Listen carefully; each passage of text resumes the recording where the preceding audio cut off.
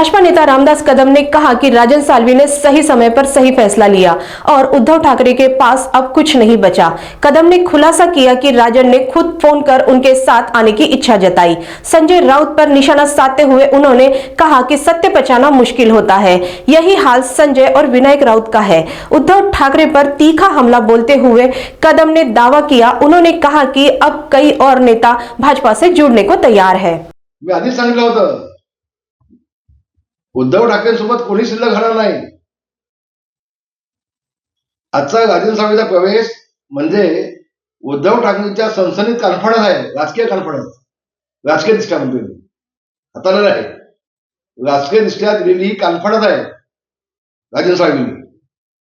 आणि याच्यापुढे असे अनेक कानपट्या उद्धव ठाकरेंना भेटणार आहेत महाराष्ट्रातून. तुम्हाला लवकरच कळेल.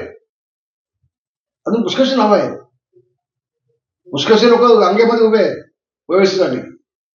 कोणी शिल्लक राहणार नाही उद्धव ठाकरेंकडे.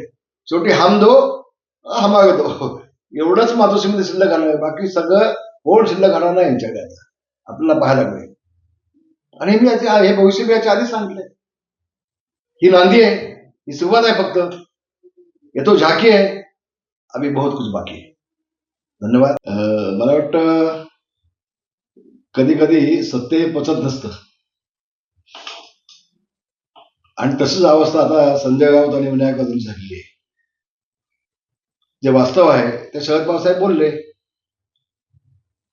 आणि वास्तव नसतं तर एकनाथ शिंदेना हा पुरस्कार मिळाला नसता. म्हणजे ज्यांनी पुरस्कार दिला ते पण नालायक आहेत असं म्हणायचं का संजय राऊतांना आणि विनायक राऊतांना? कुठे शरद पवार साहेब, कुठे संजय राऊत आणि विनायक राऊत, कुठे इंदिराचा ऐरावत आणि कुठे श्याम मठाची तटाणी यांची अवकात तरी आहे का शरद पवारांच्यावरती बोलायची?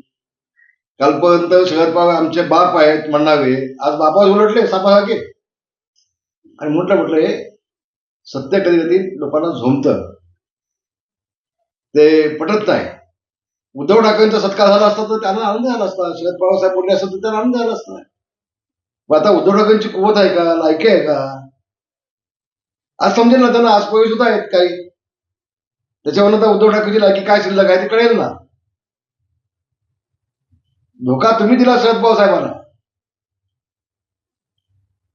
तुमचे 20 आले, त्यांचे 10 आले. ते कसे आले? यांनी अख्खं आयुष्य राजकारणामध्ये काढले. ठीक आहे, शिवसेना प्रमुखांचे आणि त्यांचे वैचारिक मतभेद नव्हते.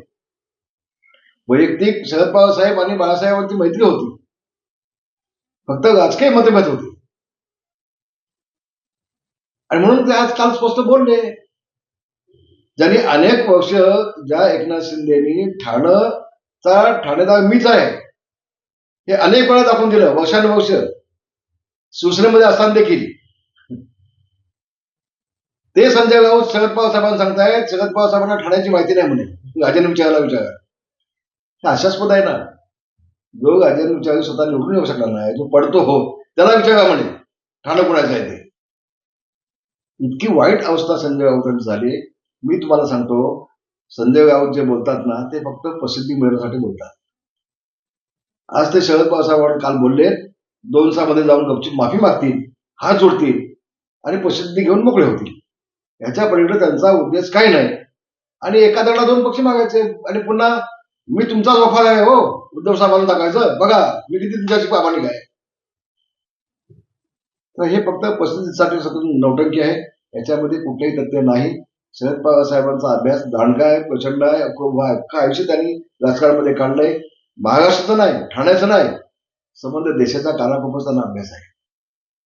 आपण कोणावर काय बोलतो याचं भान संजय बाबा साहेबांनी ठेवलं असतं तर बरं झालं असतं. भाई राजन साहेबांचे तुमचे संबंध किती जिव्हाळ्याचे राहिले तरी आता ते तुमच्याकडेच येत आहेत किंवा आपल्या पहिल्या शिवसेनेकडे येतात असं म्हणूया, निष्ठावंत.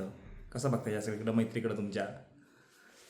नाही, राजन साहेबांनी संबंध महाराष्ट्राला दाखवून दिलं की मी उद्धव ठाकरेला शेवटपर्यंत साथ द्यायचा प्रयत्न केला, पण आज त्यांच्याकडे सगळं संपलेलं आहे, काय सिद्ध झालं नाही. त्यांनी बाळासाहेबांच्या फाटून जे खंजूक बसलं ते आता सगळ्यांना पडतंय. राजनचे माझे सख्या भावासारखे संबंध, माझ्या लहान भावासारखं राजन आहे. मी त्याला राजूच म्हणतो. काल देखील राजनचा फोन आला, म्हटलं राजू बोल, मी त्याचा आवाज ओळखला त्याला नाव सांगण्याच्या आधी. मला समाधान वाटलं. आम्ही सगळ्याजणी निर्णय घेतला, पण मी राजूला फोन नाही केला कधी, राजनला फोन नाही केला, मग तू ये आमच्यासोबत म्हणून कधी फोन नाही केला. कदाचित त्यावेळेला बदल झाला देखील असता, मी बोललो असतो तर, पण मी नाही बोललो मी त्यावेळेला. कालपर्यंतचा फोन आला, भाई मी सोबत येतो तुमच्या, माझ्यावर लक्ष ठेवा. म्हटलं चिंता करू नको, काळजी करू नको, तू काही काळजी करू नको. आणि म्हणून राजन हा माझ्या अतिशय भावासारखा आहे. वर वैभव नाईकचे माझे संबंध जवळचे आहेत. तुम्ही वैभव नाईकला विचारून घ्या, मी त्याला आता पण कधीच फोन नाही केला, कधीच नाही फोन केला, बिलकुल नाही. आम्ही कोकणातले सगळे आमदार आम्ही एकत्र होतो कालपर्यंत. आता दुर्दैवानं अशा काही गोष्टी घडल्या, नाईलाजानं आम्हाला उद्धव ठाकरेला सोडायला लागलं. काही लोकांना आता हळूहळू कळतंय माझी भूमिका काय ती, आमची काय भूमिका आम्ही घेतली ते आता कळतंय. दूध का दूध पाणी का पाणी आम्ही हो गए. आणि उद्धव ठाकरेंचा खरा चेहरा आता महाराष्ट्रासमोर येतोय. मी जे जे बोललो होतो ते समोर दिसतंय आज. आणि म्हणून राजांनी योग्य वेळेला योग्य तो निर्णय घेतला आहे. त्याचं अभिनंदन आणि शुभेच्छा त्याला. धन्यवाद.